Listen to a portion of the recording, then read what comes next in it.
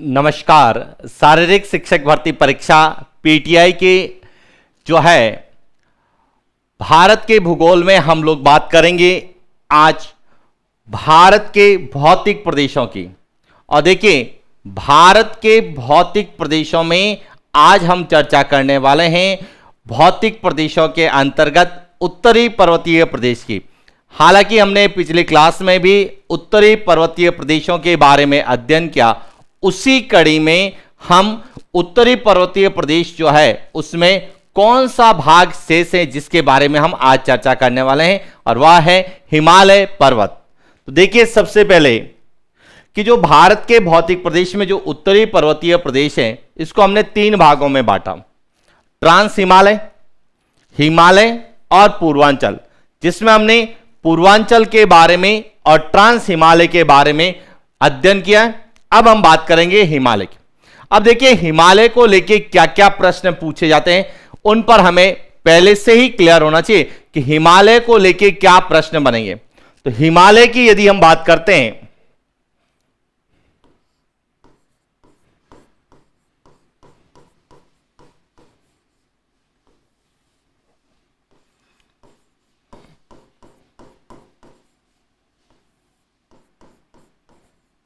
हिमालय पर्वतीय प्रदेश, तो इसको लेके कहां कहां से प्रश्न पूछे जाते हैं। तो देखना, सबसे पहला प्रश्न जो आता है वह आता है हिमालय की उत्पत्ति से। कहां से आता है? हिमालय की उत्पत्ति। तो सबसे पहले हम बात करेंगे हिमालय की उत्पत्ति से। तो देखिए, हिमालय जो पर्वत है यहां एक नवीन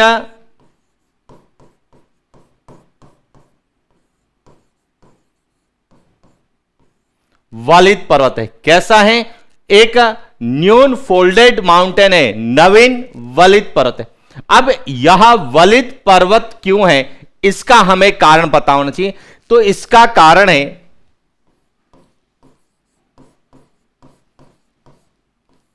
वलन। इसका कारण क्या है? वलन। और वलन की क्रिया से, फोल्डिंग की क्रिया से यह जो है बना है, इसीलिए यह एक फोल्डेड माउंटेन है या वलित पर्वत है।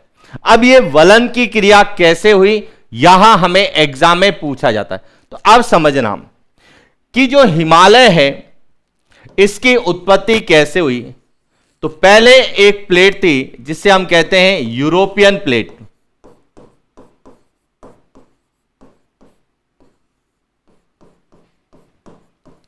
यूरोपियन प्लेट, और दूसरी एक प्लेट थी जिसे कहा गया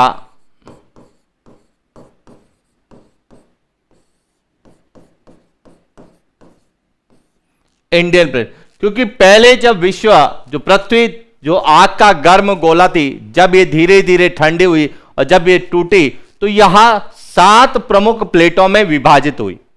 उसमें से एक प्लेट थी यूरोपियन प्लेट और दूसरी थी इंडियन प्लेट। यूरोपियन या कई जगह लिखा हुआ था यूरेशियन प्लेट, क्योंकि यूरोपियन प्लेट जो है यहां इसका कुछ भाग यूरोप में है, कुछ भाग एशिया में, इसलिए इसे यूरोपियन या यूरेशियन प्लेट भी कहते हैं। अब यहां यूरेशियन और इंडियन प्लेट थी, इन दोनों के बीच में एक महासागर, एक सागरीय क्षेत्र था जिसे क्या कहा गया?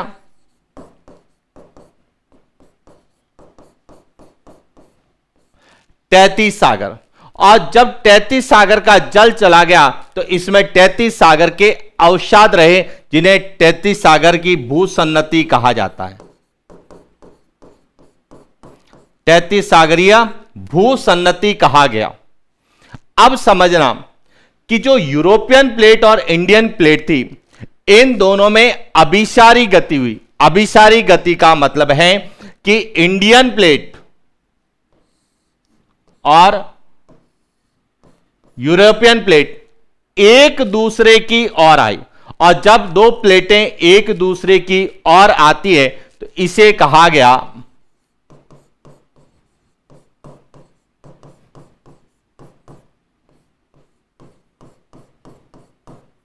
अभिसारी गति। क्या कहा गया?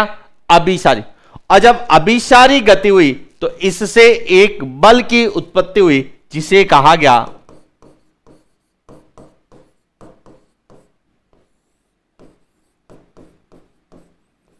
संपीड़न बल। अभिसारी गति के कारण किस बल की उत्पत्ति हुई? संपीड़न बल। और जब संपीड़न, अब ये संपीड़न बल किस में उत्पन्न हुआ? इस तैतीस सागर की भूसन्नति में उत्पन्न हुआ। और इसके कारण इस तैतीस सागर की भूसन्नति में क्या होगी? वलन की क्रिया होगी। यानी कि यहां जो तैतीस सागर की भूसन्नति थी, इसमें क्या हुआ? वलन। वलन यानी मुड़ाव की क्रिया हुई। और इस तरह से जो है एक पर्वतीय संरचना का निर्माण हुआ। और इस पर्वतीय संरचना को क्या नाम दिया गया?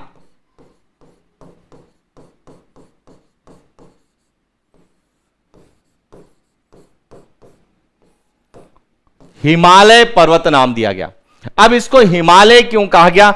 हिम प्लस आलय। हिम यानी बर्फ का आलय, जहां बर्फ जमी रहती है, इसीलिए यह क्षेत्र क्या कहलाया? हिमालय कहलाया। तो अब हमारा सबसे पहला प्रश्न जो बनता है, जो प्रश्न यहां से बनते हैं समझना। सबसे पहला प्रश्न पूछा जाता है, हिमालय पर्वत जो है यह कैसी पर्वतमाला है? तो यह ध्यान रखना, नवीन वलित पर्वतमाला। अब यह नवीन वलित पर्वतमाला क्यों है? क्योंकि हिमालय पर्वतीय प्रदेश या हिमालय पर्वतमाला की उत्पत्ति साइनोजोइक एरा,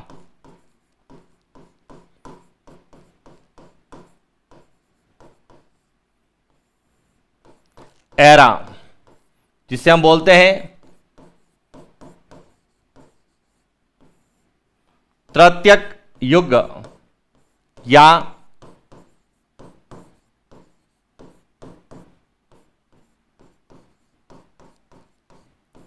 टर्सरी काल की साइनोजोइक एरा, तृतीयक युग, टर्सरी काल में यूरोपियन और इंडियन प्लेट में अभिसारी गति से उत्पन्न संपीड़न बल के कारण तैतीस सागर की भूसन्नति में वलन की क्रिया से जो पर्वतमाला का निर्माण हुआ, उसे नवीन वलित पर्वतमाला या हिमालय पर्वतमाला की संज्ञा दी गई। तो इसीलिए यह ध्यान रखना, हिमालय एक नवीन वलित पर्वतमाला है।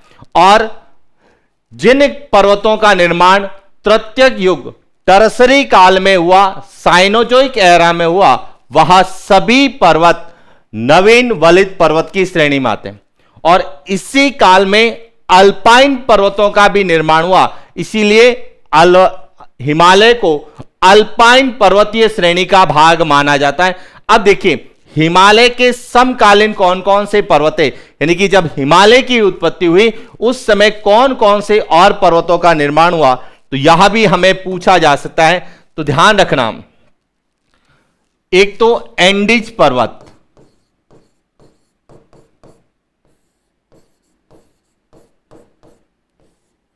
एंडीज पर्वत,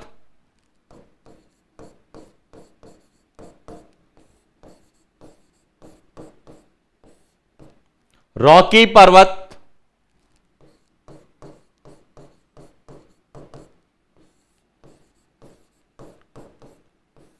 एटलस पर्वत और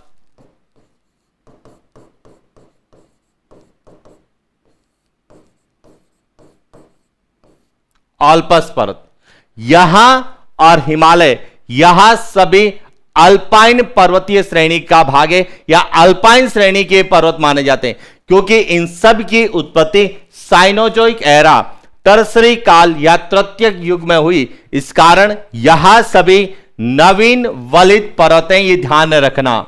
इसीलिए यहां से हमारा कई बार प्रश्न पूछा जाता है कि निम्न में से कौन सा एक नवीन वलित पर्वत है या नहीं है। तो याद रखना, हिमालय, एंडीज, रॉकी, एटलस और आल्प्स, यहां सभी नवीन वलित पर्वत है। जबकि हम अरावली की बात करें, यूराल पर्वत की बात करें, विंध्याचल की बात करें, सतपुड़ा की बात करें, अपलेशियन पर्वत की बात करें, तो वहां सभी प्राचीन वलित पर्वत के भाग माने जाते हैं, जबकि यहां सभी नवीन है। हिमालय यहां एशिया महाद्वीप में, कहां पर है? एशिया महाद्वीप में है। यदि हम एंडीज की बात करें तो एंडीज पर्वत जो है यहां दक्षिण अमेरिका में, यहां विश्व की सबसे लंबी पर्वतमाला है और यहां जो है उत्तर से दक्षिण विस्तृत है, यह ध्यान रखना। एंडीज पर्वतमाला विश्व की सबसे लंबी है, यहां उत्तर से दक्षिण सबसे लंबी है, यह ध्यान रखना। लेकिन प्रश्न आता है पूरब से पश्चिम सबसे लंबी कौन सी है? तो पूरब से पश्चिम सबसे लंबी हिमालय पर्वतमाला है, यह ध्यान रखना। अब ये क्यों है इसकी आगे हम चर्चा करने वाले हैं। इसके बाद है रॉकी पर्वत, यहां विश्व की दूसरी सबसे लंबी पर्वतमाला है और यह कहां पर है? उत्तरी अमेरिका में, यहां भी उत्तर से दक्षिण है। एटलस पर्वत यहां अफ्रीका महाद्वीप में, जो कि मोरक्को में है, मोरक्को है, ट्यूनीशिया है, वहां पर है।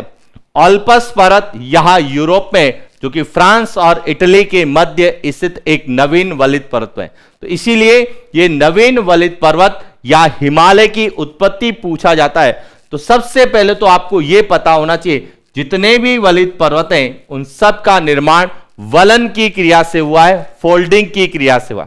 और फोल्डिंग के लिए कौन सा बल उत्तरदायी है? संपीड़न बल, कंप्रेशन उत्तरदायी है। जब दो प्लेटें एक दूसरे की ओर आएगी तो कंप्रेशन होगा, कंप्रेशन के कारण जो बीच का जो भाग है उसमें क्या होगा? मुड़ाव होगा, वलन होगा, फोल्डिंग होगी और उनसे जो माउंटेन बनते हैं वह सभी फोल्डेड माउंटेन की श्रेणी में आते हैं। तो ये ध्यान रखना, हिमालय एक वलित पर्वत है और कैसा है? नवीन वलित पर्वत है।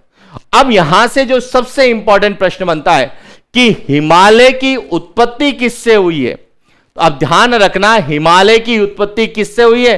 तैतीस सागर की भूसन्नति से हुई है। इसीलिए हमारा प्रश्न हमें पूछा जाता है, क्या पूछा जाता है समझना। प्रश्न पूछा जाता है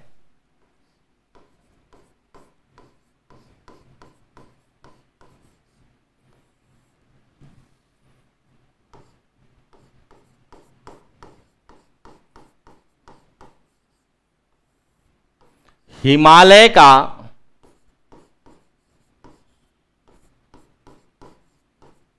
गर्भगृह किसे कहते हैं?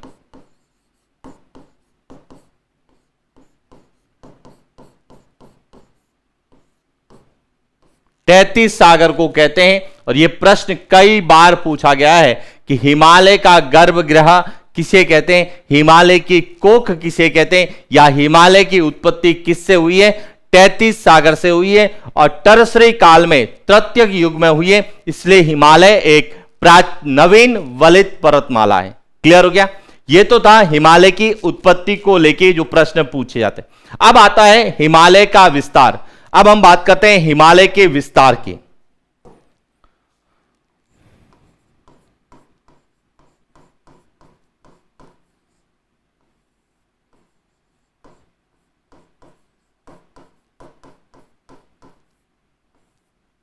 हिमालय का विस्तार, अब हिमालय का विस्तार कहां से कहां तक है समझना। यहां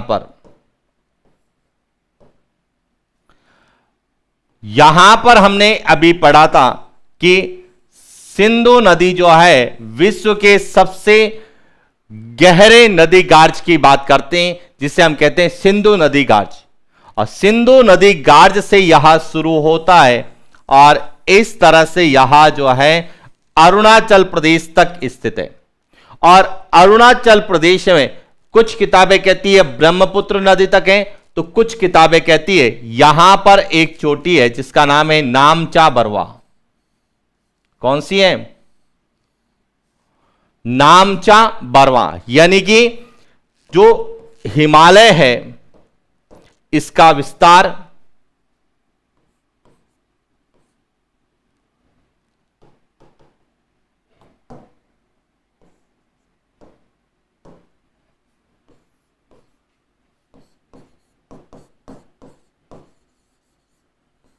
सिंधु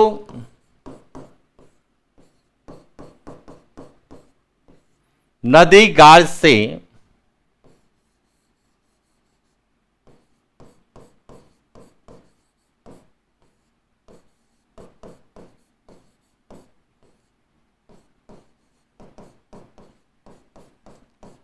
अरुणाचल प्रदेश तक है और इसकी लंबाई लगभग जो है कितनी है?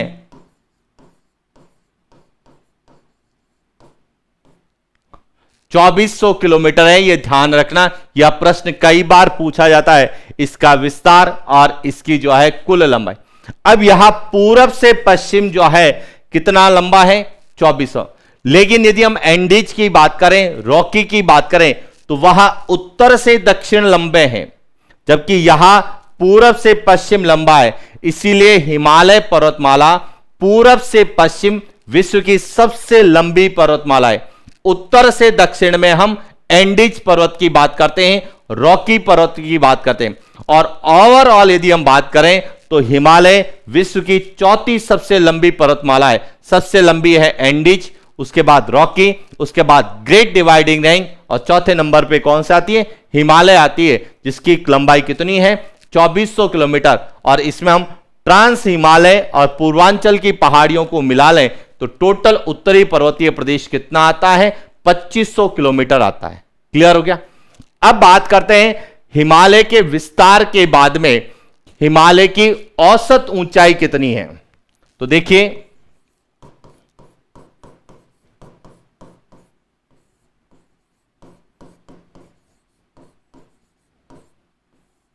हिमालय की औसत ऊंचाई, एवरेज ऊंचाई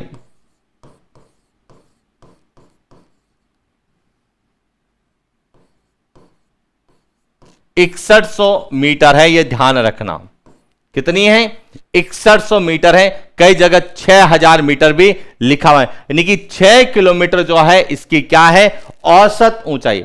हालांकि विश्व की जो सबसे ऊंची चोटी है, जिसे हम कहते हैं माउंट एवरेस्ट, यहां 8848 मीटर है, जिसको राउंड फिगर में 8850 मीटर भी लिखा जाता है।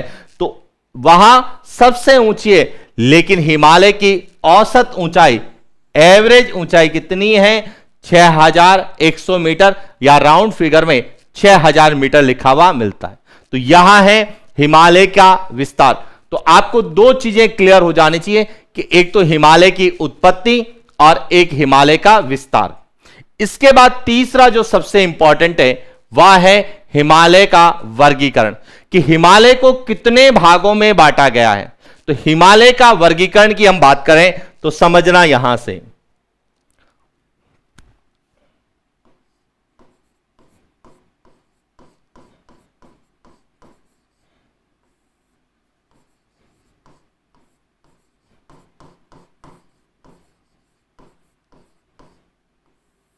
हिमालय का वर्गीकरण। अब हिमालय को जो है दो प्रकार से वर्गीकृत किया गया है। कितने प्रकार से, दो प्रकार से हिमालय का वर्गीकरण किया गया है। एक किया गया है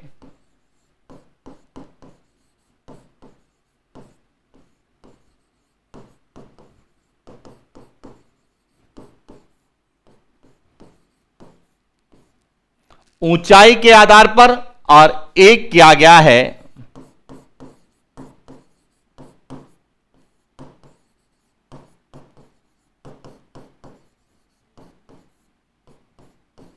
नदियों के आधार पर, जिसे हम हिमालय का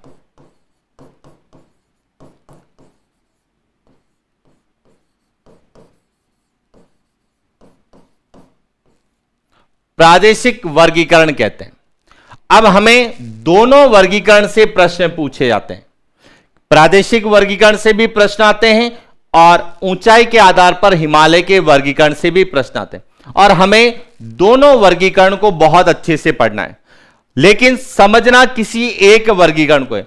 यदि आपने इस वर्गीकरण को अच्छे से समझ लिया है तो केवल यही डाटा सब इसमें ट्रांसफर हो जाएंगे। केवल वर्गीकरण का नाम चेंज हो जाएगा, बाकी विशेषताएं, चोटियां, दर्रे, घाटियां, श्रेणियां वह सभी सेम ही रहेगी। केवल वर्गीकरण का आधार चेंज होगा, और आधार चेंज होने से उनके नामकरण को जो है परिवर्तित किया जाएगा। कैसे किया जाएगा इस पर हम लोग चर्चा करते हैं। समझना, ऊंचाई के आधार पर यदि हम बात करें तो हिमालय को जो है 3 भागों में बांटा गया है। कितने भागों में बांटा गया है, 3 भागों में बांटा गया है। अब कौन कौन सा है,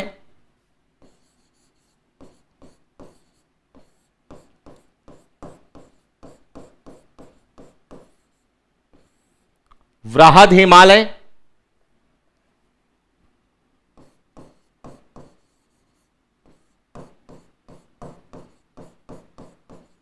लघु हिमालय,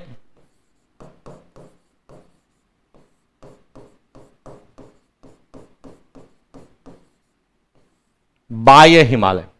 अब देखिए यहां पर मैंने लिखा है कि इसके हिमालय की औसत ऊंचाई कितनी है। तो यहां जो औसत ऊंचाई है, यहां हमने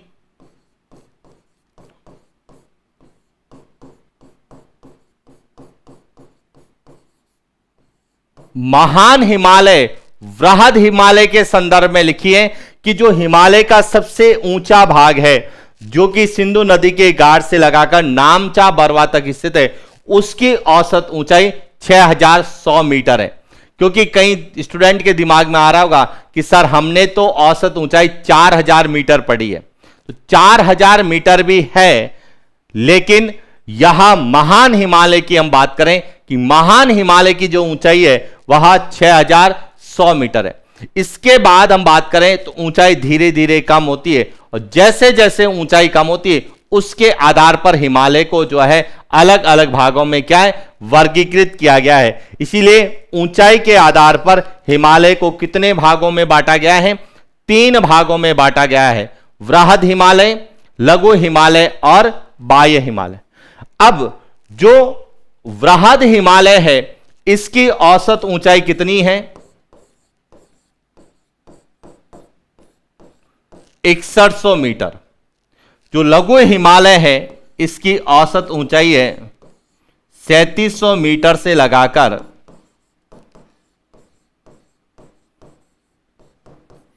4500 मीटर, और इसकी जो ऊंचाई है यहां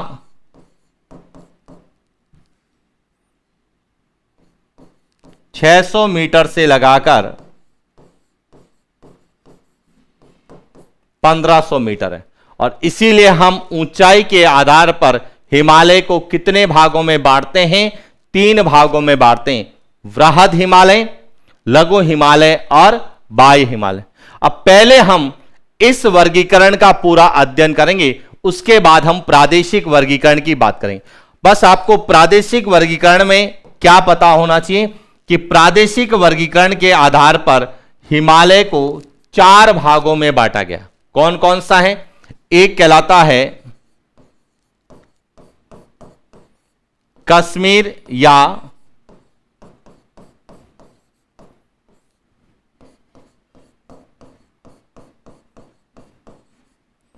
पंजाब हिमालय, दूसरा कहलाता है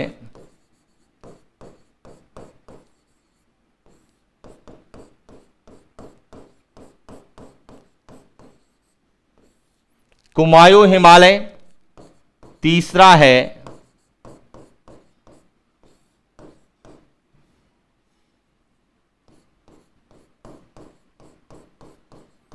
नेपाल हिमालय, और चौथा है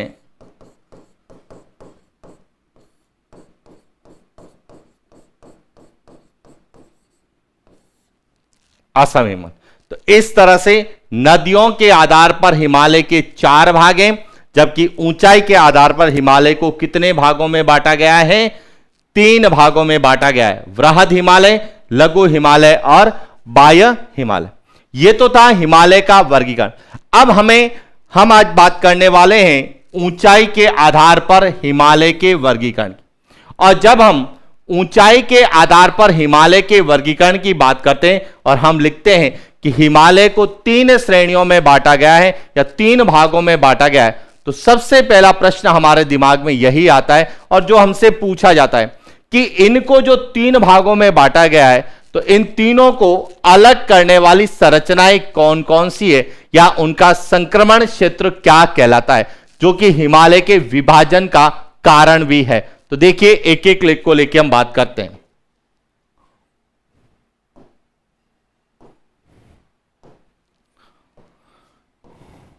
सबसे उत्तर में है, जिसके बारे में हम पहले पढ़ चुके हैं,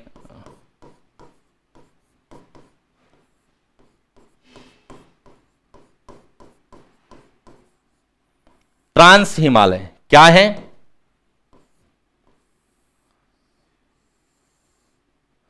इसके बाद इसके दक्षिण में है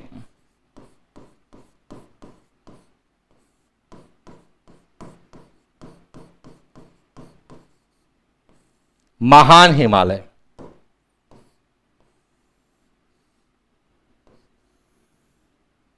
इसके बाद इसके दक्षिण में है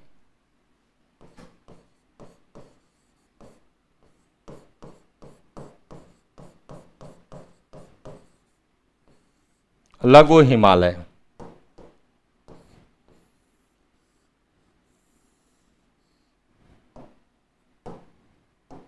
इसके बाद हैं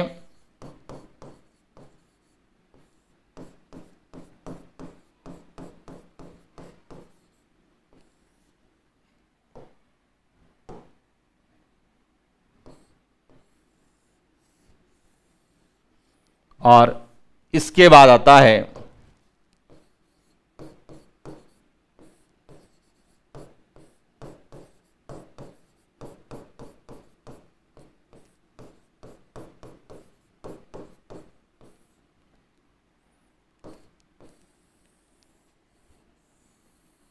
उत्तर का विशाल। यानी कि इस तरह से भारत के भौतिक प्रदेश हैं। सबसे पहले जो है कि जो यहां ट्रांस हिमालय और हिमालय, इसको अलग करने वाला क्षेत्र क्या कहलाता है? ITCZ, जिसके बारे में हमने चर्चा की। इसे कहा जाता है इंडो सांगपो सच्चर जोन। एक तो यह ITCZ जो कि ट्रांस हिमालय और महान हिमालय, या यह कहें यह पूरा क्या है, हिमालय और ट्रांस हिमालय को अलग करने वाला भौगोलिक क्षेत्र या संक्रमण क्षेत्र क्या कहलाता है? ITCZ का। इसके बाद महान हिमालय और इसको जो अलग करता है यह कहलाता है MCT। MCT का मतलब है मैन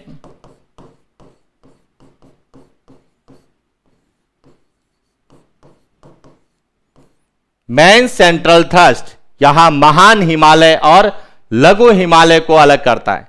इसके बाद है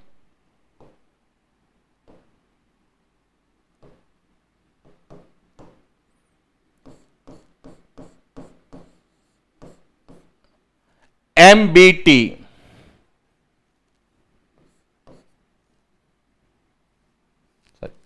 MBF मैन बाउंड्री फॉल्ट। और इसके बाद आता है वह है HFF। इसे कहा जाता है हिमालयन फ्रंटल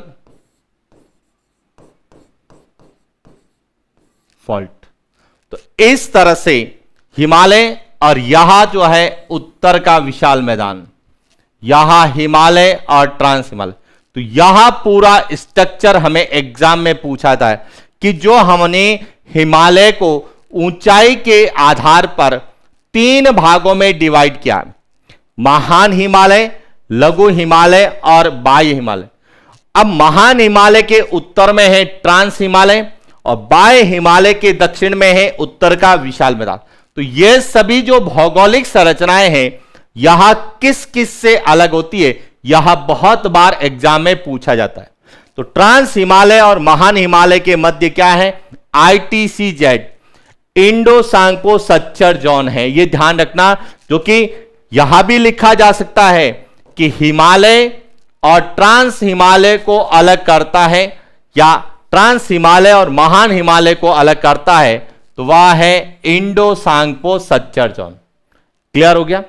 सेकेंड है जो महान हिमालय और लघु हिमालय है, इन दोनों को अलग करने वाली भौगोलिक संरचना कहलाती है मेन सेंट्रल थ्रस्ट, जिसको MCT के नाम से लिखा जाता है। इसके बाद लघु हिमालय और बाह्य हिमालय, इनको जो अलग करने वाली भौगोलिक संरचना है वह है मेन बाउंड्री फॉल्ट, MBF लिखा जाता है। और जो बाह्य हिमालय और उत्तर के विशाल मैदान, यानी कि हिमालय और उत्तर के विशाल मैदान को जो अलग करने वाला संक्रमण क्षेत्र है उसे हिमालयन फ्रंटल फॉल्ट HFF कहा जाता है। इसीलिए ध्यान रखना, यहां से हर बार एक प्रश्न पूछा जाता है कि कौन सा भौगोलिक क्षेत्र है वह किससे अलग होता है, या डायरेक्ट पूछा जा सकता है कि इंडो सांगपो सच्चर जॉन किन के मध्य स्थित है, मेन सेंट्रल थ्रस्ट किन के मध्य स्थित है, मेन बाउंड्री फॉल्ट किन के मध्य स्थित है, और हिमालयन फ्रंटल फॉल्ट किन के मध्य स्थित है। एक तो यह पूछा जा सकता है।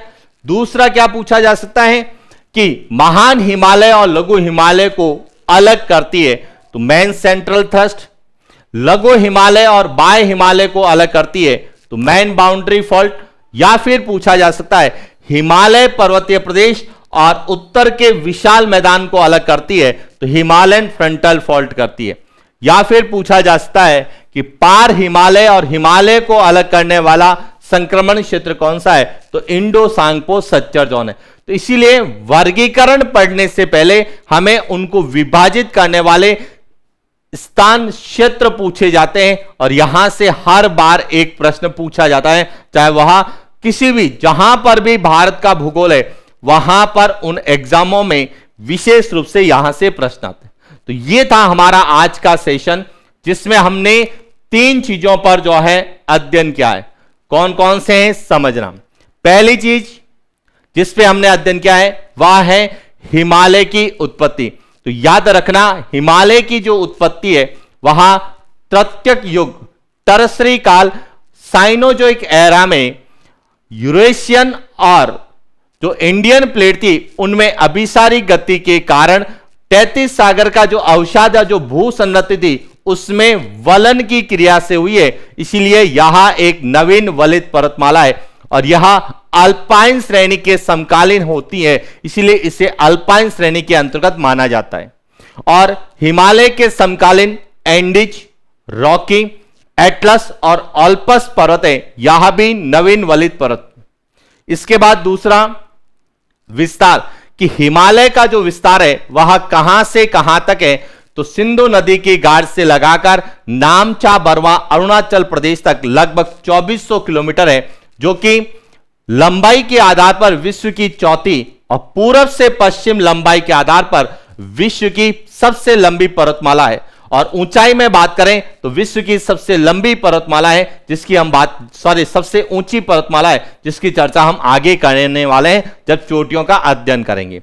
और इसके बाद हमने कहा हिमालय को कितने भागों में डिवाइड किया गया है, तो ऊंचाई के आधार पर 3 भागों में, महान हिमालय, लघु हिमालय और बाह्य हिमालय, और नदियों के आधार पर प्रादेशिक वर्गीकरण के आधार पर 4 भागों में। एक भाग जिसे हम कश्मीर या पंजाब हिमालय कहते हैं, दूसरा कुमायूं, तीसरा नेपाल और चौथा असम हिमालय। और उसके बाद हमने इनको अलग करने वाली भौगोलिक क्षेत्र है ITCZ, MCT, MBF और HFF के बारे में अध्ययन किया। यह था आज का हमारा सेशन जिसमें हमने हिमालय के संबंध में जो है अध्ययन किया, और यह सीरीज आगे भी इसी तरह से चलने वाली है। लेकिन आप में से कई विद्यार्थी जो सेकेंड ग्रेड की तैयारी कर रहे हैं, सेकेंड ग्रेड PTI की तैयारी करें, सेकेंड ग्रेड स्कूली एजुकेशन की तैयारी करें, चाहे फर्स्ट ग्रेड की तैयारी करें या थर्ड ग्रेड की तैयारी करने वाले हैं जो कि मेन रीट एग्जाम की, तो उनके लिए एक जो है मोबाइल एप्लीकेशन LM ज्योग्राफी के नाम से जो है बनाया गया है, जो सिर्फ ज्योग्राफी के संदर्भ में काम करेगा। ज्योग्राफी के संदर्भ में विद्यार्थियों को जो आवश्यक सामग्री है, परीक्षा उपयोगी जो मटेरियल है, विषय वस्तु है, वह उपलब्ध करवाई जाएगी। तो आप या तो जो आप तैयारी करें, आप नहीं जो आपके साथी तैयारी करें, उनको जरूर सजेशन दें कि गूगल प्ले स्टोर में जाएं, वहां से LM ज्योग्राफी जो है मोबाइल एप्लीकेशन डाउनलोड करें, और मिनिमम से मिनिमम जो प्राइज है उस प्राइज में उनको राजस्थान का भूगोल, भारत और विश्व का भूगोल जो है परीक्षा उपयोगी पाठ्यक्रम के अनुसार विषय वस्तु के रूप में, एमसीक्यू के रूप में और शॉर्ट नोट्स के रूप में उपलब्ध करवाया जाएगा, जिसके बारे में पहले से ही हमने एक वीडियो बनाकर इसके बारे में पूरी डिटेल से बताया। लेकिन उसके बावजूद भी आपको कोई न कोई कंफ्यूजन है तो आप जो है एक बार मोबाइल एप्लीकेशन को डाउनलोड करें और वहां से मैसेज कर लें कि सर कौन सा कोर्स है और कब शुरू होगा। तो ध्यान रखना, फर्स्ट ग्रेड, सेकेंड ग्रेड और थर्ड ग्रेड और पीटीआई सेकेंड ग्रेड के लिए जो राजस्थान भूगोल का जो कोर्स है वहां 1 अगस्त से शुरू होने वाला है और उसके बाद इंडिया और वर्ल्ड यहां 15 अगस्त के बाद जो है भारत और विश्व का भूगोल का पाठ्यक्रम शुरू होने वाला है, जो कि टिल एग्जाम तक आपके चलने वाला है। इसकी जो एक कोर्स की वैलिडिटी वह एग्जाम तक रहने वाली है। तो आप स्वयं इसको डाउनलोड करें, अपने साथियों को कहें डाउनलोड करें और परचेज करके अपनी तैयारी को जो है अंजाम दें, क्योंकि अब ना रुकना है ना थकना है, बस मेहनत करके लक्ष्य को प्राप्त करना है। इन्हीं शुभकामनाओं के साथ आज के लिए इतना ही। Thank you.